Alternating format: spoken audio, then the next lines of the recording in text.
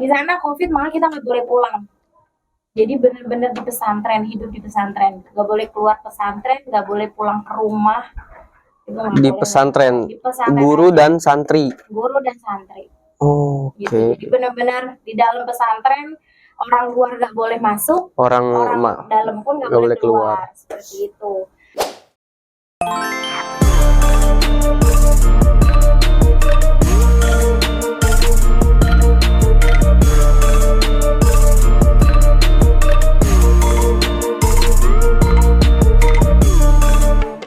Assalamualaikum warahmatullahi wabarakatuh.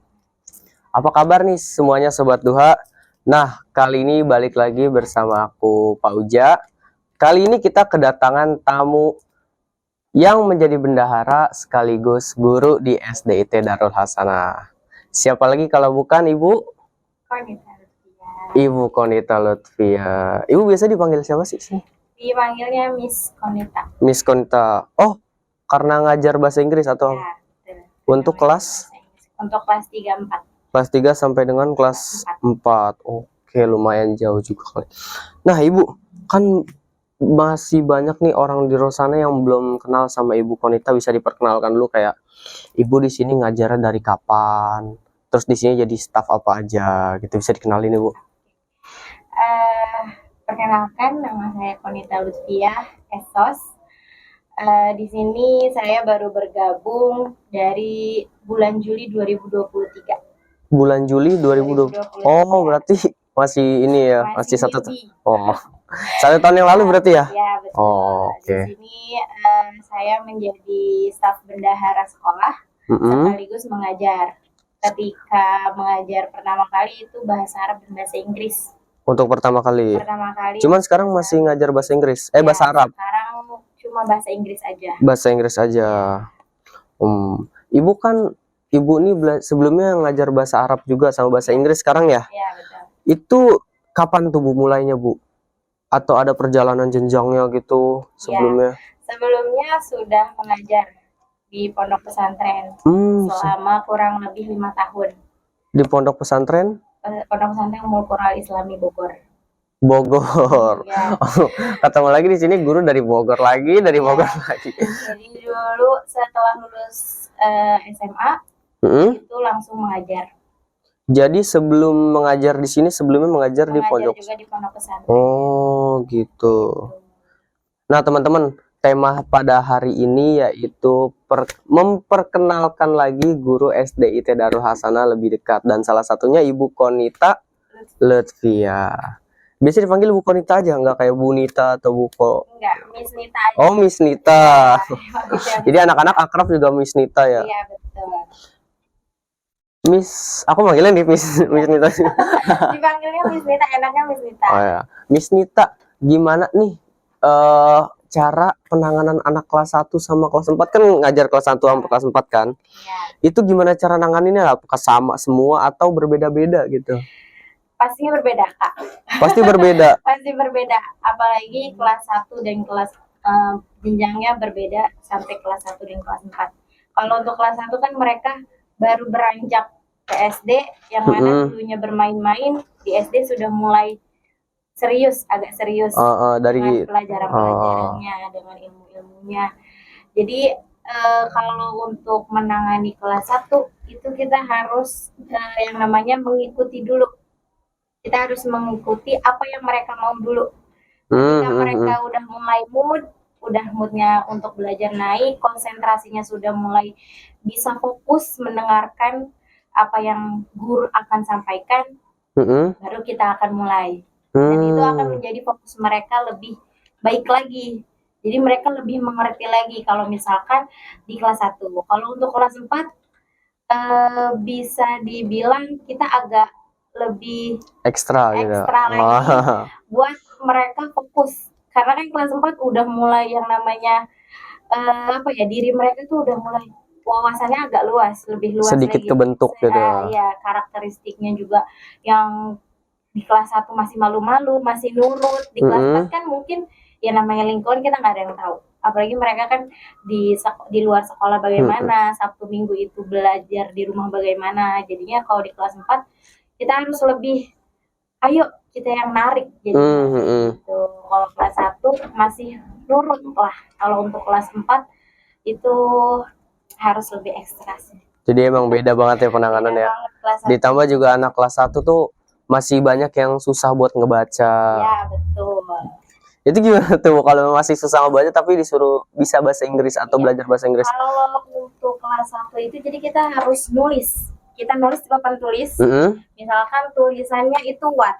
Ada huruf W, H, A, dan T. Iya, betul. Jadi kita harus tulis dulu di situ. Yang seperti ini dibacanya what.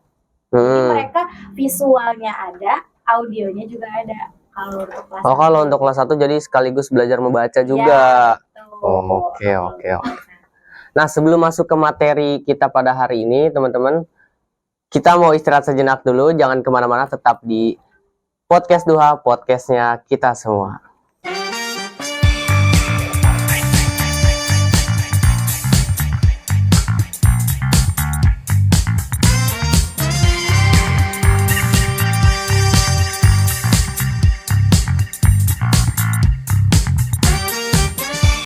Oke, assalamualaikum warahmatullahi wabarakatuh. Balik lagi di Podcast Duha, podcastnya kita semua.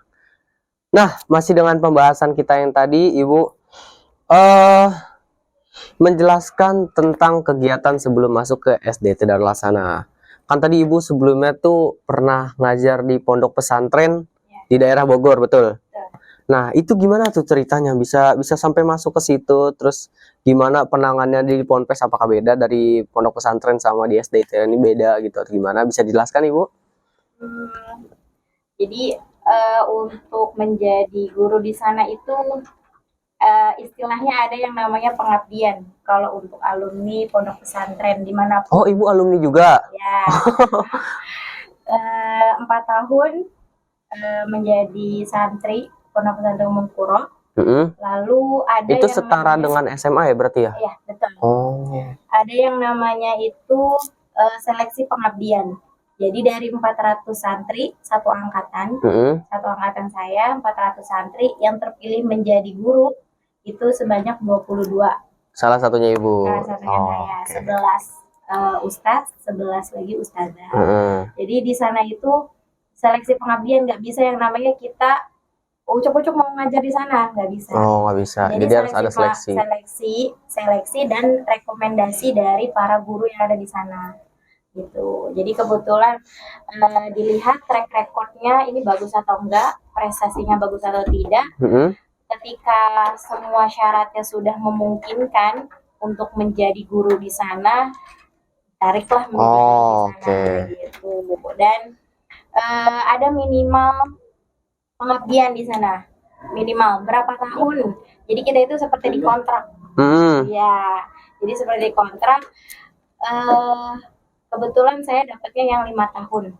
5 tahun kontrak. Iya, cukup lama berarti. Di sana. Dari tahun berapa itu, Bu? Dari tahun 2018. 2018 sampai dengan 5 tahun tuh? 2022. Oke, 2022. Iya, tapi 2022 akhir. Covid. 2022 akhir di bulannya. Jadi Covid masih di sana. Di sana Covid malah kita nggak boleh pulang. Jadi benar-benar di pesantren, hidup di pesantren. Nggak boleh keluar pesantren, nggak boleh pulang ke rumah. Di pesantren. Guru dan santri. Guru dan santri. Gitu. Jadi benar-benar di dalam pesantren orang luar nggak boleh masuk, orang dalam pun nggak boleh keluar. Seperti itu. Jadi merasakan lah ya gimana. Iya, emang Covid itu nggak benar. Belajarnya bagaimana ketika Covid, ketika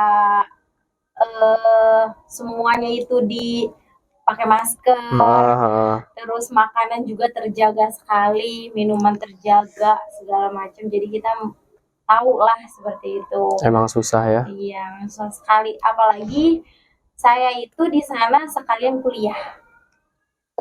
Ya, kuliahnya di daerah Bogor juga? Kuliahnya di situ. Jadi di situ Pondok Pesantren Umum Puro itu dia memiliki institut perguruan tingginya.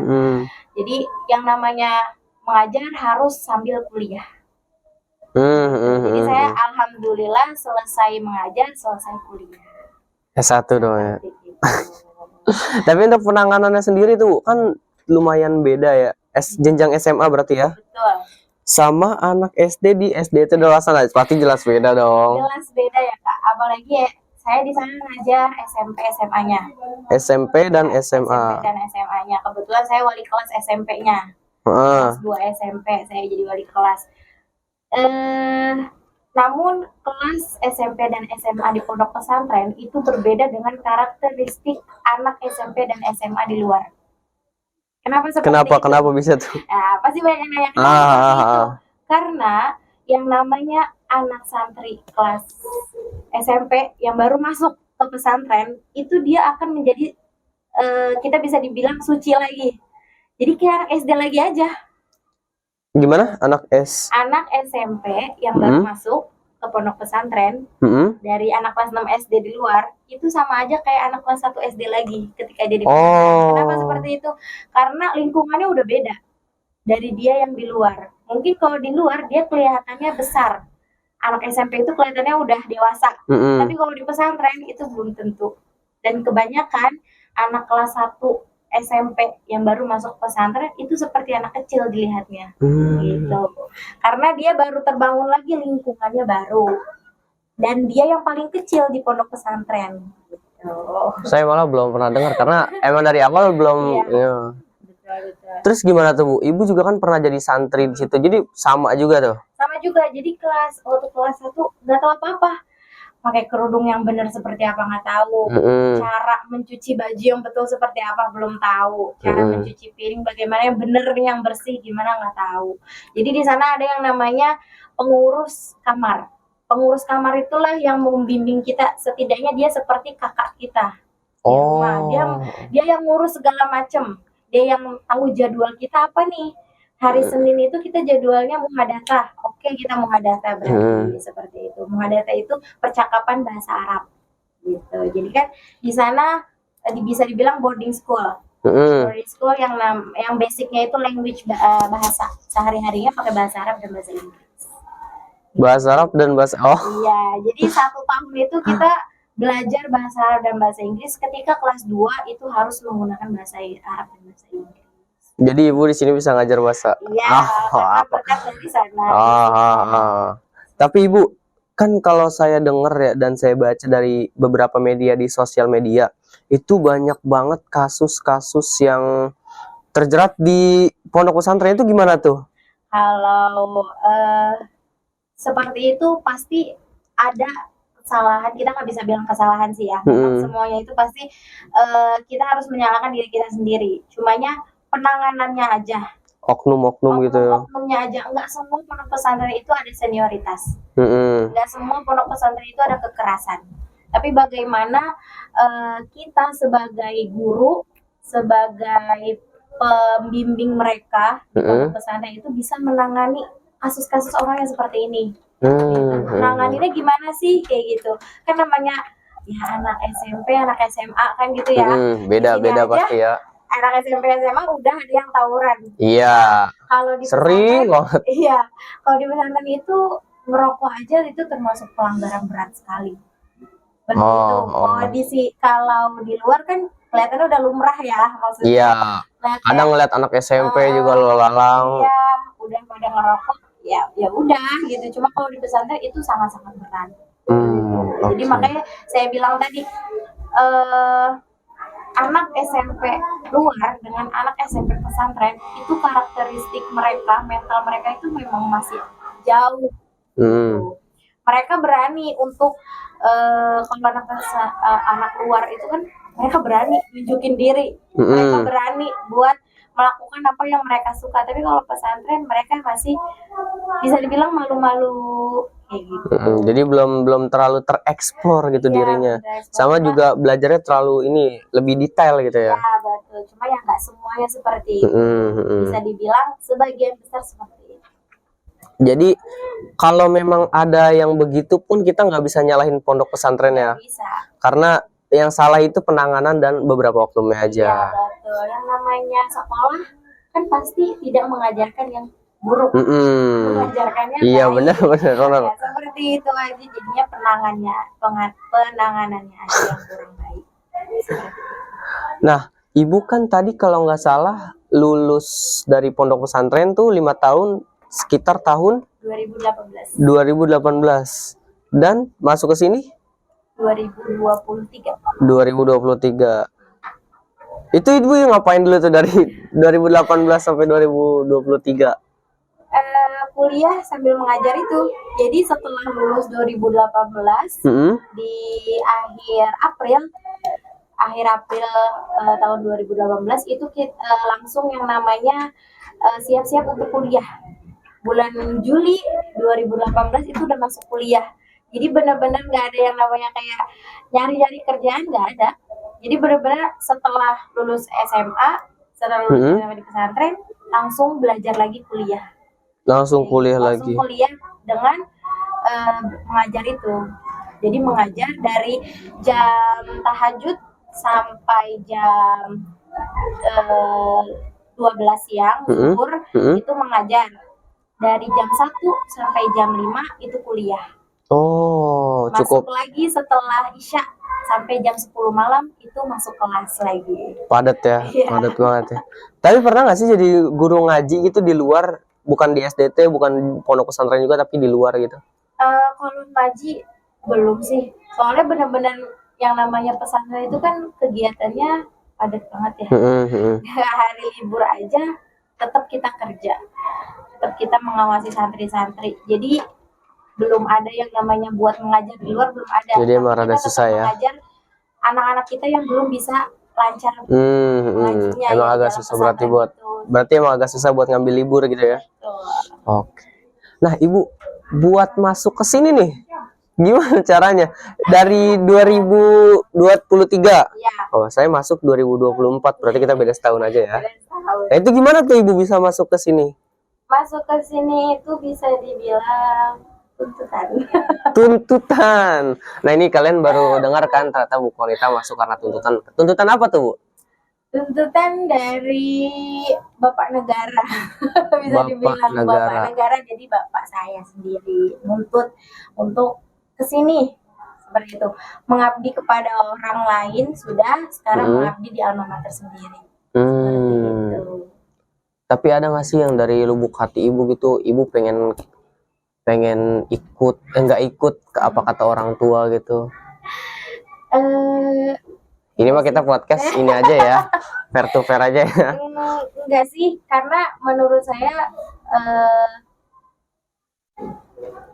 saya itu suatu arahan yang baik ya. Menjadi guru itu baik loh, gitu. Menjadi guru itu bukan sesuatu yang capek, bukan sesuatu yang aduh gimana ya. Cuma menjadi guru itu bisa menjadi membangun diri kita itu untuk menjadi dewasa lagi. Kan anak-anak nih, kita ngeliat anak-anak, oh ternyata karakteristik anak-anak itu banyak ya gitu. Nggak semuanya baik loh gitu. Jadinya gimana, kalau menurut saya tuntutannya baik, jadi ya kenapa harus disesali. Bener. Jadi emang itu sebagai kita juga biar bisa belajar gimana cara ini anak gitu ya. Oke, jangan kemana-mana teman-teman, kita bakal rehat sejenak dulu. Tetap di sini, stay tune, jangan kemana-mana, tetap di podcast Duha, podcastnya kita semua.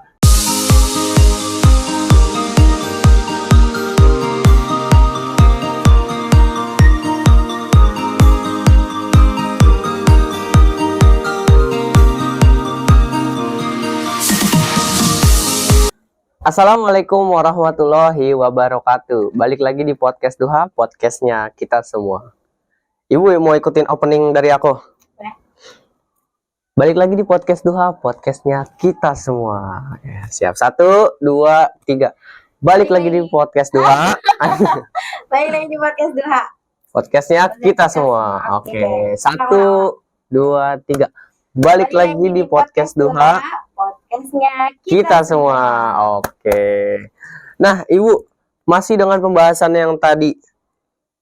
Bagaimana Ibu bisa masuk ke SDT Darul Hasanah ini dan bisa ngajar bahasa Arab dan Inggris.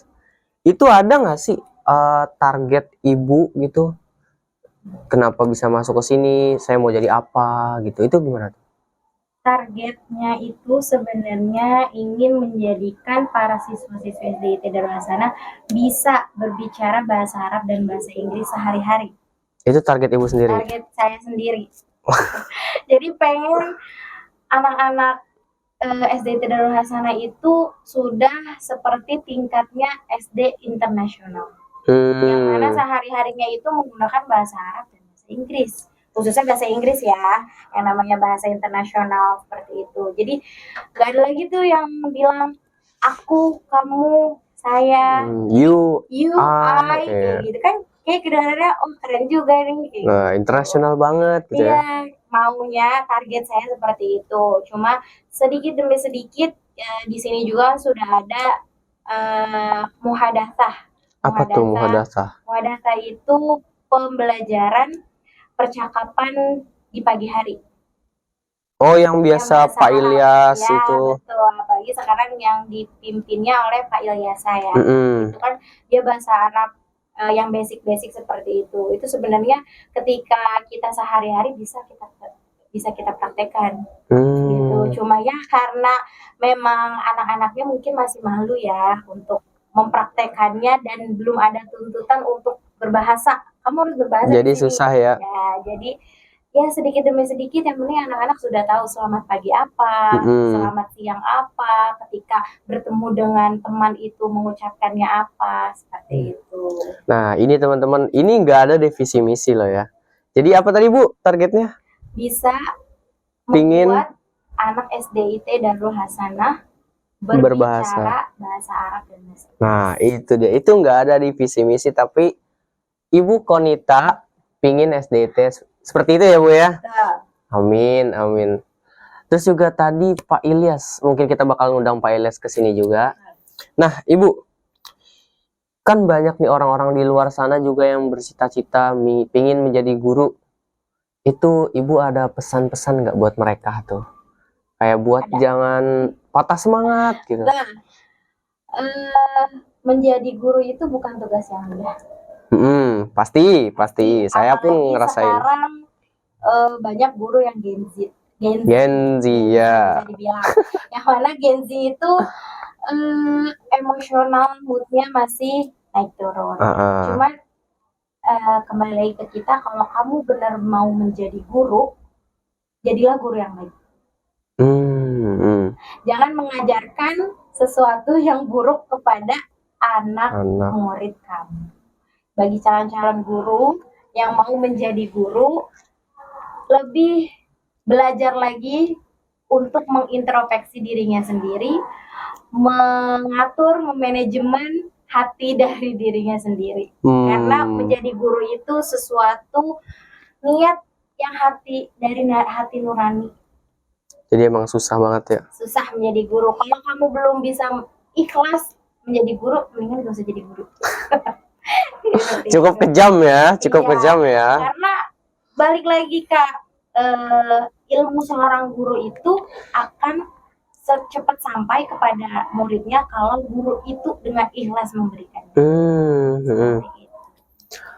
Tadi Ibu di sini sebagai guru bahasa Inggris. Ya. Tapi di sini ada juga nggak sih guru bahasa Inggris lainnya? Ada. Siapa tuh? Ada Bu Nani Mariani dan Ibu Faiza. Ibu Nani Mariani. Ya. Yang kelas 1? Betul, kelas 1. Ibu ngajar kelas 1 sampai dengan kelas 4? Saya untuk sekarang dapatnya kelas 3 dan kelas 4. 3 dan 4 aja? 3 dan 4 aja. Pembagiannya gimana tuh? Kalau pembagiannya itu Ibu Nani yang bawah, Ibu Faiza yang atas. Ibu Nani kelas 1 dan 2. Ibu Faiza kelas 5 dan 6. Saya. Oh, oke. Paham. Terus sekarang bahasa Arabnya gimana? Nggak ngajar? Nggak ngajar. Diberikan ke Pak Ilyasa dan Pak Rudi. Oh, Pak Rudi ngajar bahasa Arab? Iya. Oh, saya baru tahu kalau Pak Rudi ngajar bahasa Arab. Jadi Pak Rudi ngajar bahasa Arab kelas atas. Iya, kelas atas. Betul. Jadi kalau di bendahara tuh Ibu ngapain aja tuh Bu? Kan banyak teman-teman yang belum tahu di bendahara itu apa sih kerjanya, dan mungkin pengen juga banyak yang jadi bendahara juga. Itu gimana tuh?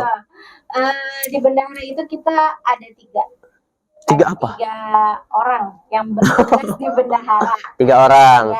Ya, ada Bu Hikmawati, ada Bu Ari Mulyana, dan saya sendiri. Untuk pembagian tugasnya itu kita ada yang namanya bendahara harian, ada bendahara umum. Bendahara harian sama Bendahara umum. Oke. Dan ada juga yang namanya mencakup kewajiban sekolah. SPP. SPP, Pembayaran SPP, pembayaran infak, pembayaran semester, seperti itu. Kalau saya sendiri itu sebagai bendahara umum. Ya, jadi sirkulasi keuangan semuanya, pemasukan pengeluaran harus saya ketahui. Seperti itu. Saya kan baru nih ya Bu ya di dunia pendidikan, belum ada 1 tahunan lah ya. Terus juga saya baru tahu kalau TU itu terpisah ternyata sama bendahara. Ya. Sedangkan kalau di sekolah saya di SMK itu TU-nya nyatu sama bendahara. Itu emang nyatu atau mereka tuh sebenarnya terpisah atau gimana?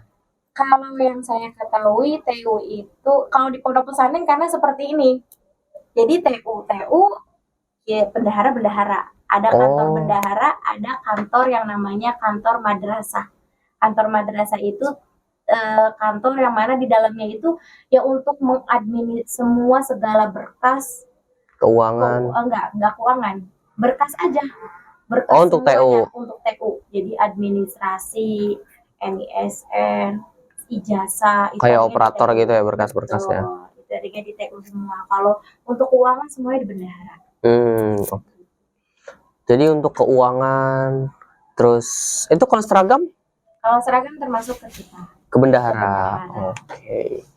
Dan ini masuk ke SD Tegal Hasanah tuh sebenarnya mahal nggak sih Bu? Karena kan banyak juga orang tua yang nanya, masuk SD Tegal Hasanah mahal nggak sih gitu? Kalau menurut saya sendiri itu sudah termasuk murah. Kenapa murah? Kenapa murah?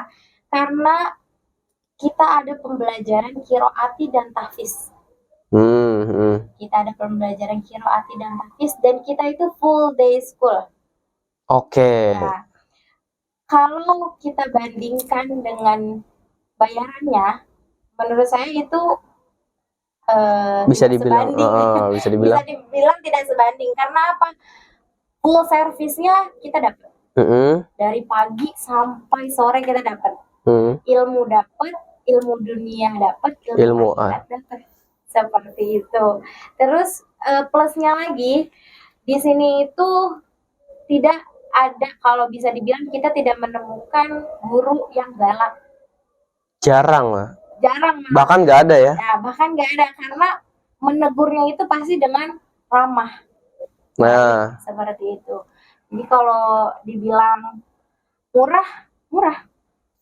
Nah, gitu. Buat para orang tua yang pingin daftar ke SD Tegal Hasanah, tadi Bu Konita sebagai bendaharanya sendiri bilang kalau masuk ke SD Tegal Hasanah tuh murah banget.